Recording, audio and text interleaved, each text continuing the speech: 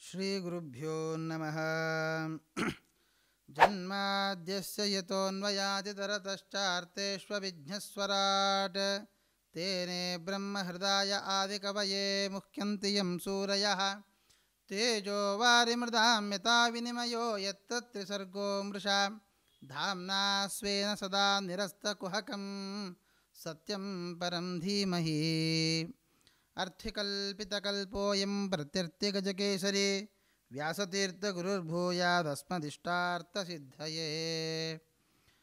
ವಿದ್ವತ್ಪಂಕಜಮಾರ್ಥಾಂಡಾವಾದಿಮತ್ತೇವ ಕೇಸರಿ ಜಗನ್ನಾಥಗುರುರ್ಭೂಯಾತ್ ಧ್ಯಾಯಸೇ ಶ್ರೇಯಸೇ ಮಮ. ಶ್ರೀ ಗುರುಭ್ಯೋ ನಮಃ. ನಾವೆಲ್ಲ ತಿಳಿದುಕೊಳ್ಳಲೇಬೇಕಾಗಿರತಕ್ಕಂತಹ ವಿಷಯ.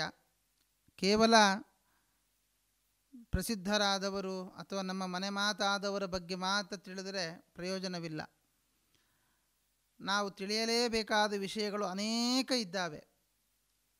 ಅದು ಎಲ್ಲ ವಿಷಯದಲ್ಲಿಯೂ, ಪುರಾಣಗಳ ವಿಷಯದಲ್ಲಿ ಆಗಬಹುದು ಅಥವಾ ವ್ಯಾಸರ ವಿಷಯದಲ್ಲಿ ಆಗಬಹುದು, ಎಲ್ಲ ವಿಷಯದಲ್ಲಿಯೂ ಕೂಡ ನಾವು ತಿಳಿದದ್ದು ಸ್ವಲ್ಪ, ತಿಳಿಯಬೇಕಾದದ್ದು ಬಹಳ. ಹಾಗಾಗಿ ಇವತ್ತಿನ ದಿವಸ ನಾವು ತಿಳಿಯಲೇಬೇಕಾದಂತಹ ಯತಿಕುಲ ತಿಲಕರೆಂದೇ ಪ್ರಸಿದ್ಧರಾದ, ಭಾಷ್ಯದೀಪಿಕಾಚಾರ್ಯರೆಂದೇ ಪ್ರಸಿದ್ಧವಾದಂತಹ ಯತಿಗಳ ಬಗ್ಗೆ ಈ ಜ್ಞಾನವಾಹಿನಿಯ ಮುಖಾಂತರ ನಿಮಗೆ ತಿಳಿಸಬೇಕು ಅನ್ನುವ ಅಪೇಕ್ಷೆಯಿಂದ ನಿಮ್ಮ ಮುಂದೆ ಬರ್ತಾ ಇದ್ದೇನೆ. ಅವರು ಆಶ್ರಮ ನಾಮ ಜಗನ್ನಾಥ ತೀರ್ಥರು ಅಂತ.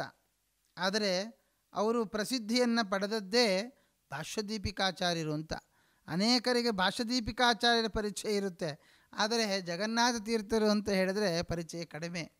ಯಾಕೆ ಅಂದರೆ ಅಂತಹ ಭಾಷ್ಯಗಳಿಗೆ ಬೇಕಾಗಿರತಕ್ಕಂತಹ ಆಚಾರ್ಯರು ಏನು ಭಾಷ್ಯಗಳನ್ನು ಬರೆದಿದ್ದಾರೆ, ಸೂತ್ರಗಳನ್ನು ಬರೆದಿದ್ದಾರೆ, ಅದಕ್ಕೆ ನಮಗೆ ಸೂತ್ರಗಳಿಗೆ ವ್ಯಾಖ್ಯಾನ ರೂಪವಾಗಿ ಬಂದಿರತಕ್ಕಂಥದ್ದು ಭಾಷ್ಯದೀಪಿಕಾ ಮತ್ತು ಸೂತ್ರದೀಪಿಕಾ ಅಂತ ಬ್ರಹ್ಮಸೂತ್ರಗಳಿಗೆ ವ್ಯಾಖ್ಯಾನ ರೂಪದಲ್ಲಿ ರಚನೆ ಆಗಿರತಕ್ಕಂಥದ್ದು. ಹಾಗಾಗಿಯೇ ಅವರನ್ನು ನಾವು ಭಾಷ್ಯದೀಪಿಕಾಚಾರ್ಯರು ಅಂತ ನಾವು ಕರಿತಾ ಬರ್ತೇವೆ. ಅವರನ್ನು ಹೀಗೆ ಪ್ರಾರ್ಥನೆ ಮಾಡ್ತಾರೆ: ವಿದ್ವತ್ ಪಂಕಜ ಮಾರ್ಥಾಂಡ ವಾದಿ ಮತ್ತೇಭ ಕೇಸರಿ ಜಗನ್ನಾಥ ಗುರುರ್ಭೂಯಾತ್ ಜಾಯಸೆ ಶ್ರೇಯಸೇ ಮಮ. ಅವರ ಚರಮಶ್ಲೋಕವನ್ನು ನೋಡಿದರೆ ಸಾಕು, ಎಂತಹ ವಿದ್ವಾಂಸರು, ಜೊತೆಗೆ ಎಂತಹ ಪೀಠಾಧಿಪತಿಗಳು ಅವರು ಅಂತ ನಾವು ನೋಡಬಹುದು. ವಿದ್ವತ್ ಪಂಕಜ ಮಾರ್ಥಾಂಡ, ಅವರು ಒಳ್ಳೆಯ ಸೂರ್ಯನ ಹಾಗೆ ಇದ್ದಾರಂತೆ. ಅವರು ಹೇಗೆ ಸೂರ್ಯ ಬಂದರೆ ಪಂಕಜಗಳು ಅಂದರೆ ಕಮಲಗಳು ಅರಳುತ್ತವೋ, ಹಾಗೆ ವಿದ್ವಾಂಸರು ಎಂಬತಕ್ಕಂತಹ ಕಮಲಗಳ ಮುಖವನ್ನು ಅರಳಿಸುವಂಥವರು. ಏನಾದರೂ ಸಮಸ್ಯೆಗಳು ಬಂದಾಗ ಆ ಸಮಸ್ಯೆಗೆ ಉತ್ತರವೇ ಸಿಲುಕಿಲ್ಲ ಅಂತ ಆದರೆ, ಸಿಗ್ತಾ ಇಲ್ಲಪ್ಪ ಏನು ಅಂತ ಮುಖ ಬಾಡಿ ಹೋದಾಗ ಜಗನ್ನಾಥ ತೀರ್ಥರು ಬಂದರೆ ಎಲ್ಲರ ವಿದ್ವಾಂಸರ ಮುಖಗಳು ಅರಳುತ್ತಾ ಇತ್ತಂತೆ. ಯಾಕೆ ಅಂತಂದರೆ ನಮಗೆ ಸಿಗದ ಉತ್ತರ ಅವರಿಂದ ಸಿಗುತ್ತೆ ಅನ್ನುವಂತಹ ಧೈರ್ಯ. ಜೊತೆಗೆ ವಾದಿ ಮತ್ತೇಬ ಕೇಸರಿ, ಮದಮತ್ತವಾದಂತಹ ಆನೆಯನ್ನು ಮದಿಸೋದು ಯಾವುದು ಅಂತಂದರೆ ಸಿಂಹ. ಹಾಗೆ ವಾದಿಗಳು ಅವರೆಲ್ಲ ಮದಭರಿತರಾಗಿದ್ದಾಗ, ನಾವು ಸೋಲಿಸಿಬಿಡ್ತೇವೆ ಅಂತ ಮದಭರಿತವಾಗಿದ್ದಾಗ ಸಿಂಹದ ಹಾಗೆ ಗರ್ಜಿಸಿ ಅವರನ್ನು ಸೋಲಿಸಿದವರು ನಮ್ಮ ಜಗನ್ನಾಥ ತೀರ್ಥರು. ಅಂತಹ ಜಗನ್ನಾಥ ತೀರ್ಥರ ಆರಾಧನೆಯ ಸಂದರ್ಭ. ಅವರನ್ನು ಜಾಯಸೆ ಶ್ರೇಯಸೇ ಮಮ ಅಂತ ಹೇಳ್ತಾರೆ. ನನ್ನ ಶ್ರೇಯಸ್ಸಿನ ಶ್ರೇಷ್ಠತೆಗಾಗಿ, ನನ್ನ ಅತ್ಯಂತ ಕೀರ್ತಿ ಪ್ರತಿಷ್ಠೆಗಳನ್ನು ನಾನು ಪಡೆಯುವುದಕ್ಕೋಸ್ಕರವಾಗಿ ಆ ಜಗನ್ನಾಥ ಗುರುಗಳನ್ನು ಪ್ರಾರ್ಥನೆ ಮಾಡ್ತೇನೆ ಅಂತ ಹೇಳ್ತಾ ಇದ್ದಾರೆ. ಗಾಲವ ಮಹರ್ಷಿಗಳ ಅಂಶ ಸಂಭೂತರು ಭಾಷ್ಯದೀಪಿಕಾಚಾರ್ಯರು. ಅವರು ಆರಾಧನೆ ಅದು ಕುಂಭಕೋಣದಲ್ಲಿ 1755ರಿಂದ 1770ರವರೆಗೆ ಅವರು ಆಸ್ಥಾನವನ್ನು ನೋಡಿಕೊಂಡವರು. ನಮ್ಮ ಅನೇಕ ವಿದ್ವಾಂಸರನ್ನು ಪೋಷಣೆ ಮಾಡಿ ಆಚಾರ್ಯ ಶಾಸ್ತ್ರವನ್ನು ಉಳಿಸಿ ಬೆಳೆಸಿದವರು ನಮ್ಮ ಜಗನ್ನಾಥ ತೀರ್ಥರು. ಶೇಷಚಂದ್ರಿಕಾಚಾರ್ಯರ ಸಾಕ್ಷಾತ್ ಶಿಷ್ಯರು, ಜೊತೆಗೆ ಶ್ರೀನಾಥ ತೀರ್ಥರ ಗುರುಗಳು ನಮ್ಮ ಇವರು. ಯಾಕೆಂದರೆ ಗುರುಗಳು ಮತ್ತು ಶಿಷ್ಯರನ್ನು ನೋಡಿದರೆ ಅವರು ಯಾರು, ಅವರ ತಾಕತ್ತು ಏನು, ಅವರ ಪಾಂಡಿತ್ಯ ಏನು ಅನ್ನೋದು ನಮಗೆ ಸ್ಪಷ್ಟವಾಗಿ ಗೊತ್ತಾಗಿಬಿಡುತ್ತೆ. ಹೀಗೆ ಕುಂಭಕೋಣದಲ್ಲಿ ಪುಷ್ಯ ಮಾಸದ ಶುಕ್ಲ ಪಕ್ಷ ದ್ವಿತೀಯ ದಿವಸ ಅವರ ಆರಾಧನೆ, ಕುಂಭಕೋಣದಲ್ಲಿ ಅವರ ವೃಂದಾವನವಾಗಿರುವಂಥದ್ದು. ಹಾಗಾಗಿ 11ನೆಯ ಯತಿಗಳಾಗಿ ಬಂದು ಜಗನ್ನಾಥ ತೀರ್ಥರು ನಮಗೆ ಒಂದು ವ್ಯಾಸರಾಜರ ಏನು ಸಂಸ್ಥಾನ ಇದೆ, ಎಲ್ಲ ಸಂಸ್ಥಾನವನ್ನು ಒಳ್ಳೆಯ ರೀತಿಯಲ್ಲಿ ನೋಡಿಕೊಂಡು ಬೆಳೆಸಿದವರು ನಮ್ಮ ಈ ಜಗನ್ನಾಥ ತೀರ್ಥರು. ಸೂತ್ರದೀಪಿಕಾ, ಭಾಷ್ಯದೀಪಿಕಾ ಅಂತ ಹೇಳಿ ಅಲ್ಲಿ ಹೇಳ್ತಾರೆ. ಈರೋಡಲ್ಲಿ ಇರತಕ್ಕಂತಹ ಅವರದ್ದೇ ಒಂದು ಮಂಟಪ ಅಂತ ಇದೆ. ಆ ಮಂಟಪದಲ್ಲಿ ಶೇಷಚಂದ್ರಿಕಾಚಾರ್ಯ ಆಗಲೇ ಹೇಳಿದ್ರಂತೆ, ಇಲ್ಲಿಯೇ ಒಂದು ಮಂಟಪ ರಚನೆ ಆಗಬೇಕು ನನ್ನ ಶಿಷ್ಯನಿಗೆ ಅಂತ. ಅಲ್ಲಿಯೇ ಅವರು ಅದನ್ನು ಬ್ರಹ್ಮಸೂತ್ರಕ್ಕೆ ಬರೆದಂತಹ ವ್ಯಾಖ್ಯಾನ ಅದಾಗಿದೆ.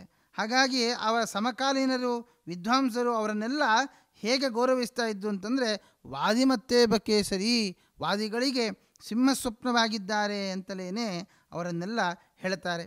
ಅಂತಹ ಈ ಜಗನ್ನಾಥ ತೀರ್ಥರು ಗೌರಿಬಿದನೂರಿನ ಉತ್ತರ ಪಿನಾಕಿನಿ ತೀರದ ವರವಣಿ ಎಂಬತಕ್ಕಂತಹ ಗ್ರಾಮ. ಇವರ ಪೂರ್ವಜರು 60 ವಂಶದವರು, ತಂಗೆಹಳ್ಳಿ ಮನೆತನದವರು, ಕೌಂಡಿನ್ಯ ಗೋತ್ರದವರು. ತೃಣಪುದ ರಾಘವೇಂದ್ರಪ್ಪ ಎಂಬ ಕವಿ ತನ್ನ ಗ್ರಂಥದಲ್ಲಿ ಈ ರೀತಿಯಲ್ಲಿ ವರ್ಣಿಸ್ತಾನೆ. ಆಯಿತಾ. ಹೀಗೆ ಅನೇಕ ವ್ಯಾಖ್ಯಾನಗಳನ್ನು ರಚಿಸಿ ಅನೇಕರಿಗೆ ದೊಡ್ಡ ಉಪಕಾರವನ್ನು ಮಾಡಿರ್ತಕ್ಕಂಥವರು. ಇವರ ಹೊನ್ನಪ್ಪನಹಳ್ಳಿಯ ನರಸಿಂಹದೇವರ ಮನೆತನದವರು. ಹೀಗೆ ಇವರ ಮನೆತನಿಗೆ ಈ ಒಂದು ನದಿ ತೀರದ ಉತ್ತರ ಪಿನಾಕಿಯ ನದಿ ತೀರ ಎಂಬತಕ್ಕಂಥದ್ದು ನಮಗೆ ಗ್ರಹಣೆಗೆ ಸಿಗುತ್ತೆ.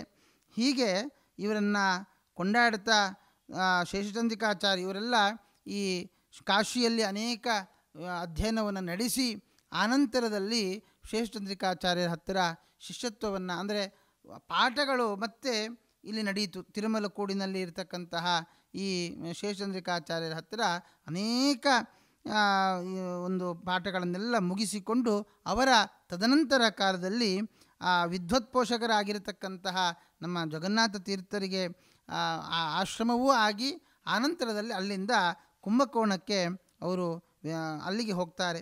ಆ ಕುಂಭಕೋಣಕ್ಕೆ ಹೋಗಿ ಅಲ್ಲಿ ಅನೇಕ ಹೇಳ್ತಾರೆ, ಅನೇಕ ವ್ಯಾಖ್ಯಾನಗಳನ್ನು ಬರೀತಾರೆ. ಯಾಕೆ ಅಂತಂದರೆ ನಂತರ ಬಂದಂತಹ ಅನೇಕ ಸನ್ಯಾಸಿಗಳ ಬಗ್ಗೆ ತಿಳಿಸಿಕೊಟ್ಟಿರತಕ್ಕಂತಹ ವಿದ್ಯಾಪ್ರಸನ್ನ ತೀರ್ಥರು ಹೇಳ್ತಾರೆ, ಅವರ ಗುರುಗಳು ಹೇಳ್ತಾರೆ, ರಾಜಿಸುವ ಹೈಮ ಲಿಪಿಯಲ್ಲಿ ಬರೆಯಲಿಬೇಕು ಸುಜನ ಸುರ ಭೂಜಕರಾಗಿ ಮಹಾಕರ ಸಂಜಾತ ಉದ್ಭವಿಸಿದರು ಗಾಲವರು ಜಗದೊಳೆಂಬಂತೆ ಅಂತ ಜಗದೊಳೆಂಬಂಶ ಅಂತ ಅವರನ್ನು ಕೊಂಡಾಡ್ತಾರೆ.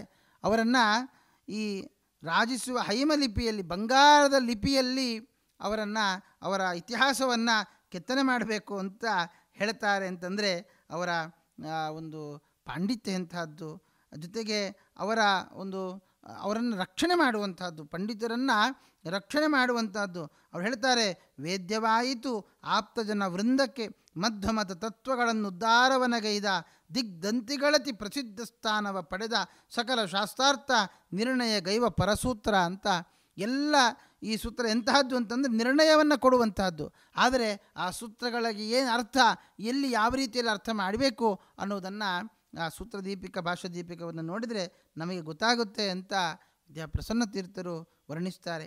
ಹಾಗಾಗಿ ಅಂತಹ ಜಗನ್ನಾಥ ತೀರ್ಥರು, ಅವರ ಆಶ್ರಮ ಶಿಷ್ಯ ಶ್ರೀನಾಥ ತೀರ್ಥರು ಅಂತಹ ದೊಡ್ಡ ಮಹಾನ್ ವ್ಯಕ್ತಿಗಳೇ, ಗುರುಗಳು ಅಂಥ ಮಹಾನ್ ವ್ಯಕ್ತಿಗಳೇ, ಶಿಷ್ಯರು ಹಾಗೆ ಇದ್ದಾರೆ. ಹಾಗಾಗಿ ಇವರದ್ದು ಕೂಡ ಬಹಳ ದೊಡ್ಡದಾಗಿ ನಾವು ಚಿಂತನೆಯನ್ನು ನಡೆಸಬಹುದು. ಯಾಕೆ ಅಂತಂದರೆ ಎಂತಹ ಪವಾಡಗಳನ್ನು ಇವರು ಮಾಡಿದ್ದಾರೆ ಅಂತಂದರೆ ಹೇಳ್ತಾರೆ, ಈ ಜಗನ್ನಾಥ ತೀರ್ಥರು ಒಂದು ಕಡೆಯಲ್ಲಿ ಬರುವಾಗ ಒಂದು 20-30 ಜನರ ಒಂದು ದಾಳಿಕೋರರು ಅವರ ಮೇಲೆ ದಾಳಿಯನ್ನು ಮಾಡುತ್ತಾರೆ. ದಾಳಿ ಮಾಡಿದಾಗ ಅವರು ತಮ್ಮ ಕುಲದೇವರಾದ ನರಸಿಂಹದೇವರನ್ನು ಪ್ರಾರ್ಥನೆ ಮಾಡ್ತಾರೆ. ಅದು ಮಾವಿನ ತೋಪು. ಆ ಮಾವಿನ ಮರದಿಂದ ಭಾರೀ ಶಬ್ದ ಹೊರಗೆ ಬರುತ್ತೆ. ಬಂದಾಗ ಆ ದಾಳಿಕೋರರೆಲ್ಲ ಓಡಿ ಹೋಗ್ತಾರೆ. ಅದಕ್ಕೆ ಅವರು ಹೇಳ್ತಾರೆ, ಆಮ್ರಸ್ತಂಭ ಸಮಾಗತ್ವ ತಾಮ್ರತುಂಡಾನ್ ನಿಹತ್ಯಯ ನಮ್ರನ್ನೋಮಿ ಜಗನ್ನಾಥಂ ತಾಮ್ರೋಪಾತಂ ನೃಕೇಸರಿ ಅಂತ ಹೇಳ್ತಾರೆ. ಆಮ್ರಸ್ತಂಭಾತ್, ಮಾವಿನ ಮರದಿಂದ ಆರ್ಭಟಿಸಿ ಕೆಂಪು ಮೂರ್ತಿಯನ್ನು ನೋಡಿದ್ದೇನೆ. ಅವರು ಆ ಪುಂಡರನ್ನೆಲ್ಲ ನಿಗ್ರಹಿಸಿದ ಜಗನ್ನಾಥನನ್ನು ಮರದಿಂದ ಉದ್ಭವಿಸಿದ ನರಸಿಂಹನಿಗೆ ನಾನು ನಮಸ್ಕಾರ ಮಾಡ್ತೇನೆ ಅಂತ ಸ್ತೋತ್ರವನ್ನು ಮಾಡ್ತಾರೆ. ಹೀಗೆ ಜಗನ್ನಾಥ ತೀರ್ಥರ ಮೇಲೆ ಭಗವಂತನ ಒಂದು ವಿಶೇಷವಾದ ಅನುಗ್ರಹ ನಾವು ನೋಡ್ತೇವೆ. ವ್ಯಾಸರಾಜರಿಂದ ಬಂದಂತಹ ನರಸಿಂಹ ಮಂತ್ರ, ವಿಶೇಷವಾದ ನರಸಿಂಹ ಮಂತ್ರ. ಆ ನರಸಿಂಹ ಮಂತ್ರವನ್ನು ಅಷ್ಟು ವಿಶೇಷವಾಗಿ ಉಪಾಸನೆಯನ್ನು ಮಾಡ್ತಾ ಇದ್ದಂತಹ ವ್ಯಕ್ತಿಗಳು. ಅದರ ಜೊತೆಗೆ ಒಮ್ಮೆ ಈ ಬ್ರಿಟಿಷರ ಕಾಲ ಅವರೆಲ್ಲ ಅವು ಹೇಗಿತ್ತು ಅಂತಂದರೆ, ಆ ಸಂಸ್ಥಾನ ಭಾರೀ ಬಂದೋಬಸ್ತಿನಲ್ಲಿ ರಾಜಭಟರ ಕಾವಲಿನಲ್ಲಿ ಈ ಸಂಸ್ಥಾನ ಸಂಚಾರವನ್ನು ಮಾಡ್ತಾ ಇತ್ತು ಅಂತ ನಾವು ನೋಡ್ತೇವೆ. ಹಾಗೆ ಒಮ್ಮೆ ಸಂಚಾರ ಮಾಡುವಾಗ ಬ್ರಿಟಿಷರೆಲ್ಲ ಆ ಮುತ್ತು ರತ್ನ ವಜ್ರ ವೈಢೂರ್ಯಗಳ ಖಚಿತವಾದ ಆ ಒಂದು ದೇವರ ಪೆಟ್ಟಿಗೆಯನ್ನು ತಾವು ವಶಪಡಿಸಿಕೊಳ್ಳಬೇಕು ಅಂತ ಕಂಡಾಗ ಆ ದೇವರ ಪೆಟ್ಟಿಗೆಯನ್ನು ಕೈಯಲ್ಲಿ ಹಿಡಿದು ಅವರು ನದಿಗೆ ಹಾರಿ ಅದನ್ನು ಸಂರಕ್ಷಿಸಿದವರು ಜಗನ್ನಾಥ ತೀರ್ಥರು.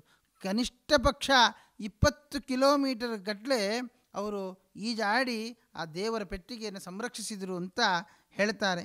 ಹಾಗಾಗಿ ಅಂತಹ ಅನೇಕ ಪವಾಡಗಳನ್ನು ತೋರಿಸಿದಂತಹ, ಅನೇಕ ವಿದ್ವಾಂಸರನ್ನು ರಕ್ಷಣೆ ಮಾಡಿರತಕ್ಕಂತಹ, ಜೊತೆಗೆ ಸೂತ್ರಗಳಿಗೆ ಭಾಷ್ಯದೀಪಿಕಾ ಸೂತ್ರದೀಪಿಕಾ ಎಂಬತಕ್ಕಂತಹ ಗ್ರಂಥಗಳನ್ನು ರಚಿಸಿ ಭಾಷ್ಯದೀಪಿಕಾಚಾರ್ಯರು ಅಂತಲೇ ಪ್ರಸಿದ್ಧಿಯನ್ನು ಪಡೆದಿರತಕ್ಕಂತಹ ಜಗನ್ನಾಥ ತೀರ್ಥರ ಆರಾಧನೆ. ಆ ಸಂದರ್ಭದಲ್ಲಿ ನಾನು ಯಾವಾಗಲೂ ಹೇಳೋದಿದೆ, ಪ್ರತಿನಿತ್ಯ ಗುರುಗಳ ಸ್ಮರಣೆಯನ್ನು ಮಾಡಬೇಕಂತೆ. ಆದರೆ ಆರಾಧನೆಯ ಸಂದರ್ಭದಲ್ಲಿ ಅವರ ವೃಂದಾವನದಲ್ಲಿ ವಿಶೇಷವಾಗಿ ಬಹಿರ್ಮುಖರಾಗಿರ್ತಾರೆ ಸನ್ಯಾಸಿಗಳು. ಯಾವತ್ತೂ ಅವರು ಅಂತರ್ಮುಖಿಗಳಾಗಿ ಜಪತಪಾನುಷ್ಠಾನದಲ್ಲಿಯೇ ಆಸಕ್ತಿಯನ್ನು ತೋರುವಂತಹ ಗುರುಗಳು ಆರಾಧನೆಯ ಸಂದರ್ಭದಲ್ಲಿ ಅವರನ್ನು ಯಾರು ಆರಾಧಿಸ್ತಾರೆ, ಅವರನ್ನು ಯಾರು ನಮಸ್ಕರಿಸ್ತಾರೆ, ಅವರು ಮಾಡಿರತಕ್ಕಂತಹ ಗ್ರಂಥಗಳ ಅಧ್ಯಯನವನ್ನು ಯಾರು ಮಾಡ್ತಾರೆ ಅಂತಹವರಿಗೆ ವಿಶೇಷವಾದ ಅನುಗ್ರಹವನ್ನು ಆರಾಧನೆಯ ಸಂದರ್ಭದಲ್ಲಿ ಮಾಡ್ತಾರಂತೆ. ಹಾಗಾಗಿ ಅಂತಹ ಜಗನ್ನಾಥ ತೀರ್ಥರ ಅನುಗ್ರಹವನ್ನು ಪಡೆಯುವ ಮುಖಾಂತರ, ಅವರ ಸಾಹಸ ಗಾಥೆಯನ್ನು ತಿಳಿಯುವ ಮುಖಾಂತರ ನಾವು ಕೂಡ ಪರಮಾತ್ಮನ ಸೇವೆಗೆ ಸದಾ ಸಿದ್ಧರಾಗಿದ್ದೇವೆ. ಆ ಸಂದರ್ಭದಲ್ಲಿ ಯಾವುದೇ ತೊಂದರೆಗಳನ್ನು ಬಂದರೂ ನಾವು ಎದುರಿಸಿ ಪರಮಾತ್ಮನ ಸೇವೆಯನ್ನು ಮಾಡಬೇಕು ಅನ್ನೋದು ನಮ್ಮ ಜಗನ್ನಾಥ ತೀರ್ಥರ ಜೀವನವನ್ನು ಕಂಡಾಗ ಅರಿತು ಬರುತ್ತೆ. ಆ ರೀತಿಯಲ್ಲಿ ಆ ಮಾರ್ಗದಲ್ಲಿ ನಾವು ಹೋಗಿ ಭಗವಂತನ ಮತ್ತು ಆಚಾರ್ಯ ಮಧ್ವರ ಮತ್ತು ಜಗನ್ನಾಥ ತೀರ್ಥರ ವಿಶೇಷವಾದ ಅನುಗ್ರಹವನ್ನು ಸಂಪಾದಿಸಿಕೊಳ್ಳೋಣ ಅಂತ ಹೇಳ್ತಾ ಕೃಷ್ಣಾರ್ಪಣಮಸ್ತು.